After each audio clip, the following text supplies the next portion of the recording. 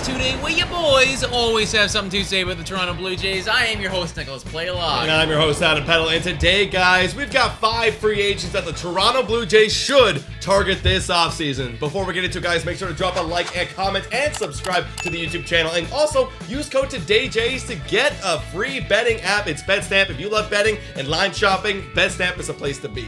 All right, so let's start off right here, Nick. Number 1 on this list. Now, it's in no order in terms of priority. Number 1 on this list that we got so far is a position player, Brandon Nimmo from the New York Mets. 100%, now, dude. tell me a little bit about this man. Brandon Nimmo, he is 30 years old. He is a left-handed bat. That is something that has been talked about on the Toronto Blue Jays. A need, a necessity for absolutely time now. Every season. Honestly, dude, I'm so frustrated and sick of talking. I am tired of it. I'm just like, just address it. Okay, just and if we get one good one, which Brandon Nimmo is, a very good left-handed bat, then all the problems will be solved. Like, we have an offensive problem anyways. Yeah, absolutely, right? But Brandon Nimmo is one of those left-handed bats that you get, and you're not just putting him in there because he's a left-handed bat like we do sometimes with other losers on this team. You're putting him in there because he's a left-handed bat who's actually really good at hitting. Like, the guy had an 800 OPS last year, and he was awesome for the New York Mets. Great contact, solid power, a dude that would be really nice, like, at the top of the lineup, maybe, like a 1, a 2 spot, like something like that, I don't know. Or you could put him at the bottom, like, you could literally put him wherever. Well, with George Springer there, you could put him at the bottom. And speaking of George Springer, like, it'd be a good opportunity if we brought on Brandon Nimmo to slide George over to right field, because Brandon Nimmo is an exceptional center fielder. This guy has an outs above average in the 93rd percentile. This guy, he's absolutely really good. And this whole time we've been juggling with, George is great in the outfield, absolutely, we all know this. But like whenever we put someone else in center, it's like Tapia or it's Jackie Bradley Jr. And there's downside to those players with the bat, but not with Brandon Nimmo. He'd be a great solution. I also like to about Nimmo. He's a veteran. You know, 30 years old. He's been around here for a little while. He's played on good teams, and something to consider when we're talking about this, like, Tio and Lord, we've been addressing a little bit this offseason. We don't know what's going on with them, right? We don't know what's going on with them. In an ideal world, we sign both of them back. Maybe we don't even need a Brandon Nimmo, right?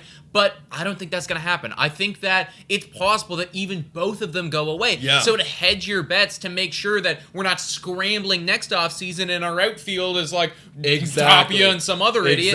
No. Get Nimmo right now, lock him in, and then you're good. Because here's food for thought. Tio, if we want Tio back, some people want Tio back, I said I want Tio back, he's probably going to be $20 million as well. Right. You know what I mean? So why don't you just replace him with the exact same back, quote unquote, great defense, way better defense, and he's left-handed. That kind of just flips the roster over a little bit into this new phase of this franchise, and it's a little bit more preferable. Yeah, and definitely an outfield left-handed bat is something that the Blue Jays have been talking about for a very long time. We've seen them try to address it in trade deadlines past, so I think that they absolutely should go out and get Brandon Nimmo. I don't think that there's been any major reports on it yet. No, not yet. We're definitely going to keep you guys updated if there is, but that's why this is something that they should go out and do. The second guy on this list, they absolutely should go out and sign, and there have been reports about him in the past. It's Justin Verlander. Now, last offseason, this didn't actually come out until the season had started and he had already signed and like we were already midway. But last offseason, the Blue Jays were in. We were like top 2 finalists. Like we were right there. Honestly, like GG Justin Verlander, you clearly made the right decision, bro. They just won the World Series. But we were there. So we obviously have a lot of interest in Justin Verlander. And based on the year that he just had, I don't think that any of that interest has gone away. No. I think we're definitely going to be knocking at the door. However, it does come down to the question, do the Blue Jays have enough in their bankroll to throw out a lot of money for Justin Verlander? Because he is going to command at least $40 million. You look at Max Scherzer, like, you could basically replicate that deal 3 or 2 years Justin Verlander is going to want. Do you think that there's a possibility that the Blue Jays do that? I mean, that's one of the biggest questions of this offseason is how much are we actually willing to spend? And this is something that we're going to be learning about this squad moving forward. Is Rogers Communication Company, are they Steve Cohen of the world? You know what I mean? Like, are they like the New York Mets? Are like the Yankees? Really, when I think about it, probably not. But if you were to go over the luxury tax this year, if you were to say we are going to do that, we're gonna sign Justin Verlander, then next year Ryu's gone, who else is gone? You got T.O. Lord, like we T.O. talked Lord, about, like Chapman. all of these big contracts are off the books, so it would be like, all right, we're going over the luxury tax right now. We're going to dip our toes in it, and then we're going to pull back. We're going to pull back, exactly. So you shouldn't be in for it for too long. So honestly, and this is the year while we have all those guys to go in big, get Justin Verlander. So I definitely think that we are at least going to be in the conversation, and in an ideal world, we should sign him if we're trying to win a World Series. Absolutely. Guys, next one on this list, not as big as Justin Verlander. That's a pretty big guy, but someone who can go in the back after the rotation, take care of business, because that's been a big struggle for the Toronto Blue Jays with Kikuchi, and now we have Mitch White, and it's just not good enough. Why don't you get a veteran guy like Jose Quintana? He had an incredible year, and still 34 years old. There could be some life left in that arm. You know, he put up a 2.93 ERA. He had a career ERA of 3.75, so this is one of his best years ever. I like him. Dude, it's not that I wanted to hate him, but it's that I didn't believe in him. I remember come trade deadline, I was like, I didn't know if the Blue Jays should go out and get him. But hey, he finished the season, right? It's like he proved me wrong. It's clear that he does have some gas left in that tank. And this is one of those dudes who I think you could probably get at a bit of a discount compared to a Justin Verlander, right? 100%. It's not going to cost you $40 million. You know, it might not even cost you $20 million, right? But if he was to come anywhere close to replicating the type of success that he just had, then we're laughing. You know, 100%. We're absolutely laughing. And when you consider the question marks of the Jose Barrioses and of the Yusei Kikuchis, we need to have a little bit more depth in there. Somebody with some actual upside, like a 2.93 ERA, with some veteran presence in there who can come and help us out. Yeah, it's not going to be the boost of Verlander, but it's going to be a pretty equal match to Ross Stripling if he decides he's not coming back. Exactly, right? Now, I don't want to go out here and pay him for 4 or 5 years. No, maybe a 1 year, 2 year option. Like a 2-year sort of deal. Yeah. And make sure, if you go do it, make sure that the pitching coaches are going to be able to deal with him. Because I don't want to have another Yusei Kikuchi situation. No. It shouldn't be, but it shouldn't be. Exactly, because when we signed Yusei Kikuchi had a 4.41 ERA. This guy has an under 3. Exactly. So, and he's done it in the past. He's a veteran guy, and that's what I want. I want stability. I don't want fastballs all over the zone. Yes. I don't want walking guys, bases loaded. No more Kikuchi. No more Kikuchi. I want Quintana. Jose Quintana, dude. Number 4 guy on our list of the dudes the Toronto Blue Jays should go out and sign, Kenley Jansen. Yes. This was a guy that we talked about last off-season.